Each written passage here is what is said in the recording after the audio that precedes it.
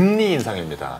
그러니까 미국이 이제 금리를 인상하게 되면서 전 세계가 출렁했잖아요. 어떤 식으로 우리에게 영향을 미치게 될지 참 궁금한데요. 부동산 시장에는 어떤 영향을 미치나요? 네, 아무래도 미국이 금리를 올리면 우리나라 금리도 올라가지 않겠습니까? 예. 그러니까 미국의 금리 인상이 확실시된 지난 10월에 벌써 예금금리는 오르기 시작했고요. 네. 11월부터 이제 주택담보대출금리도 오르고 있거든요. 네. 그러면 이제 뭐 여기다가 우리나라 또 이 성장률도 올해 2.6에서 내년에 한 3.0% 정도로 오를 것 같고요.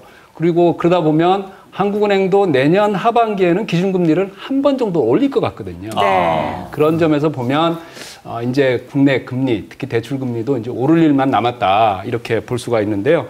다만 이제 미국 금리 인상이 이제 완만하게 진행되고 또 우리 경제 회복세도 강하지 않아서 뭐 크게 오르진 않겠지만 그래도 이제 앞으로는 금리 상승세에 대비를 해야 되겠다 이렇게 보겠습니다. 네. 제가 한마디 더 붙여온다면 이게 가계대출도 가계대출이지만요. 그 문제는 이제 수익형 부동산 사신 분들, 그런 분들은 상당히 사실 때 한 50% 이상의 대출을 끼고 샀기 때문에 그것도 좀 충격이 좀 있지 않을까 싶습니다. 그렇군요. 사실 뭐 그 올해 2, 3% 정도 때까지 너무 내려가가지고 뭐 하나 대출을 떠나서 적금 들기도 좀 되게 애매하더라고요. 금리가 너무 낮아서. 근데 이제 오를 수도 있다고 하니까요. 자, 세 번째 볼게요. 세 번째 부동산 시장 2016년에는 대출 규제가 더 이제 심해진다는 얘기인가요? 대출 받기 힘들어져요? 네, 대출 규제가 과거보다는 조금 심해질 것 같습니다. 특히 우리나라가 그 GDP 가처분 소득 대비로 가계 부채를 봤을 때는 미국의 서프라임 사태 때보다 많습니다. 그렇기 때문에 무조건 조정해야 된다 하는 게 있고,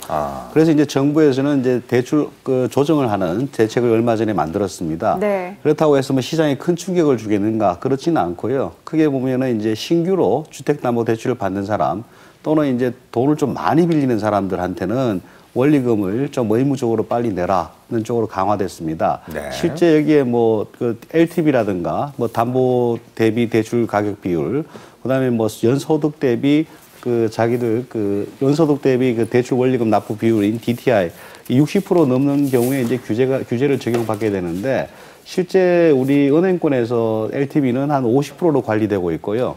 DTI는 36%에서 관리되기 때문에 당장의 큰 시장에 충격을 주진 않을 것이다.